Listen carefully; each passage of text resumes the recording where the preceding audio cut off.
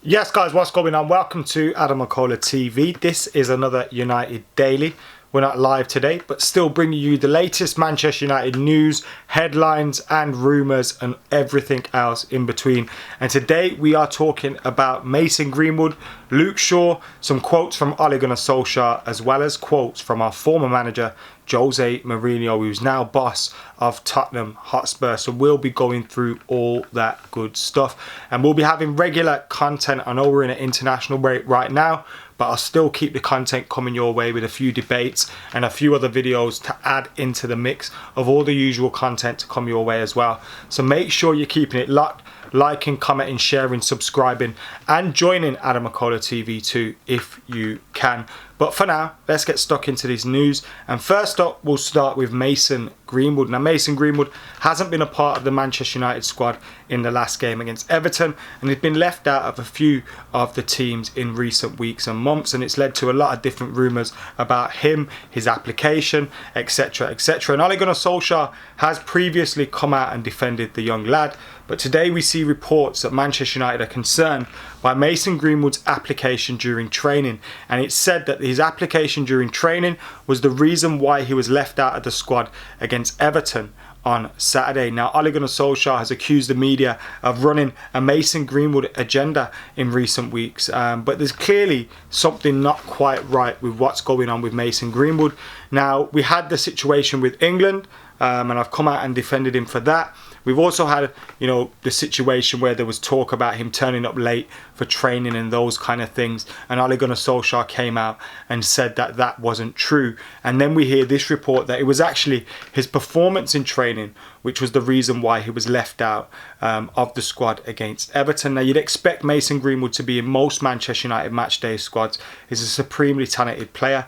But if there is any truth in this, and there's some, fairly, high reports coming in relation to that from the Times and stuff. It's not just, the tabloid newspapers that are reporting this. But if it is true, I think one, you've got to expect peaks and troughs in the early stage of young players' careers. Two, whilst they're maturing, they're going to make mistakes like we saw in the summer. And three, you have to take your time with them. Now, I think Ole Gunnar Solskjaer has done the right thing. If it's his performance is not quite there in training, could be he's staying up too late playing PlayStation. You don't even know what, it could be various different things, you know what I mean? And I think it's the right thing of Ole Gunnar Solskjaer to just take him out the firing line for a bit. Maybe have a chat with him, try and get him to get his head down, focus on things, and focus on getting back into the first team. Him and the changes that took place for him over the last couple of years, or the last year even, would have been incredible for him. And it would have been a fast rise to stardom almost, because I remember not too long ago, he was DMing Full-Time Devils for shout-outs on Twitter. And now he's, scoring 17 goals in the first team for Manchester United. It's an incredible rise from Mason Greenwood. And we just have to take our time with him. Now, hopefully, if he has made a mistake, he can refocus, get back on it, and realise that he's not a guaranteed starter. You're not guaranteed to be in the team. You still need to keep working. That was one of the things that I spoke to McKola about when I did the interview with him. And it was one of his regrets that he had when he left Manchester United, or when he was at Manchester United after he made his first team debut. He perhaps never worked as hard as he did trying to get into the first team. And you have to make sure your work ethic keeps rising and rising and rising as you get through the levels as well. And hopefully Mason Greenwood will learn that. He's got some good players to learn off around him. When you look at Marcus Rashford and the things he's doing on and off the pitch, Bruno Fernandes, Anthony Martial, Paul Pogba's won a World Cup. Like, these are things that players will aspire to, and he's got great players to look up to in the team. So, fingers crossed he can get his head down and get back to scoring goals for the team on the pitch. Someone that's going to be out for a while is Luke Shaw. He's set for a spell on the sidelines. Various reports of 4 to 6 weeks. Manchester United's website says he'll be out for a month with a hamstring injury. Obviously went off against Everton. Disappointing for Manchester United. He's looked decent in recent weeks, getting a couple of assists as well. One for Anthony Martial in Istanbul, one for Bruno Fernandes in a comeback win in Goodison Park. and he's looked a lot better in recent weeks. Obviously, still areas he can improve on, and there's obviously a reason why we signed Alex Telles, but it's not nice to see him out injured again. It seems every single time he does get some consistency, whether in selection, in form, in fitness, or whatever it will be, he'll have a setback with injury. So hopefully he can get back to full fitness sooner rather than later, and be back in competition on that in the team, because we need it. You know, Alex Telles has been in and out. He's only played once for Man United. Great that he's with the Brazil national team now, hopefully getting some fitness after having his bout with coronavirus. But it's good that we actually did sign him in the end, given this injury that has come along. So maybe a chance for Alex Telles, but nevertheless not a good news story when you hear one of your key players getting injured for a month. Ole Gunnar Solskjaer has been trying to build some sort of siege mentality at Old Trafford, and he says it's us against the world.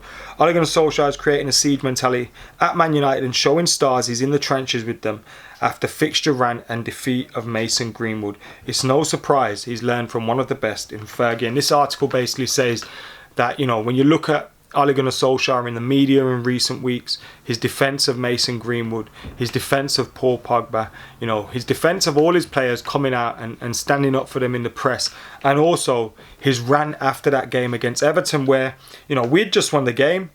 You'd have been, you know, you wouldn't have been surprised if he just came out and said, yeah, great win, I'm buzzing with that. But he came out and he still looked a little bit wound up, and I'm not surprised. United got back from Istanbul Thursday morning around 4 or 5 a.m. and then they had to play against Everton at 12:30 a.m. on Saturday morning. That's just over a 48-hour turnover in key fixtures for Manchester United. The pressure's on. You can see that, and you can see the release of pressure from Ole Gunnar Solskjaer in his post-match interviews. He seemed really wound up. You very rarely see him like that. And maybe that's what he is trying to say to the lads. Look, I'm with you on this. You know, we're all in the trenches together. And the players stepped up for him. The players stepped up for him against Everton. A lot of people maybe, you know, I get tired of, the players aren't fighting for the badge, or the chuck it down into.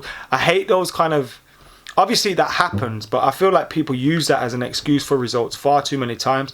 Sometimes it's just tactically, fatigue, I don't know, preparation, whatever it is, has gone wrong, and therefore the result has gone wrong. But him coming out, rallying the team together, and they showed they're fighting for him. With all the talk around Poch, with all the talk around the pressure of his future, the players stepped up with a good performance against Everton. They need to keep it up though. We've seen that we can have those performances. We always seem to have a few of them and then a few bad ones as well. We're never consistent. In fact, the only thing we're consistent at is being inconsistent, which is why this from Jose Mourinho seems quite mad. Jose Mourinho has made a bold Manchester United prediction, and he said Manchester United will be one of those teams fighting for the Premier League title. Now, I actually see some sense in what he's saying, because he mentioned Leicester, Tottenham, United, City, Chelsea, Liverpool, amongst the teams that he thought could fight for the league title. And in this season where teams are going to be fatigued, injuries all over the place, fixtures piling up, you know, coronavirus will be ruling players out, I'm sure, at various times. You got all these different things going on. This season is going to be a crazy one, and it's why it wouldn't surprise me if you had a surprise winner. I said it on the kickoff that obviously United's not really a surprise winner of the league, but it would be this season. And I said it could be United, Everton or Spurs. Now, Everton in recent weeks have made people think, all right, maybe that's not going to happen. But Spurs and Jose Mourinho, look, you know, I've criticised Jose Mourinho over the past, but Spurs have got a very good team, and he's a manager that knows how to win a league title, you know, and if he can get through games like we have seen them doing recently, there's no reason why they can't be right up there. City and Liverpool are still going to be the favourites, but with the way this season is going to go, it wouldn't surprise me, and that's why it's so frustrating that we dropped those points against Palace, against Spurs, against Arsenal, against Chelsea. Some big points that we dropped there. Now you can understand a couple of them along the way, but so many points got dropped, and I feel like we played a big part in that against Chelsea, the way we set up, against Arsenal, the way we set up. You know, you can argue against Palace and Spurs early on in the season, going down to 10 men against Spurs. That can happen. But those Chelsea and Arsenal games are really frustrating because the fixtures against each other could possibly decide where those teams are going to end up. But yeah, still loads to play for. You win your game in hand. You're not far off the top 4, and you have to fight from there again. But we have to get some sort of consistency, and if we can go on a run like we did between January and July in the league, then I'm sure we'll be getting up the top of the table in no time soon. But 1 or 2 bad results and you're lurking right over the relegation drop zone. So weird position to be in, but I don't think Jose is that mad or it's that bold of a prediction. Anyway, let us know what you lot are thinking about all that we've discussed today. Get your thoughts in the comments below. Make sure you're keeping it like, comment, share, subscribe. For now, I have been AdamMcKola. You lot have been legends. I'm out of here.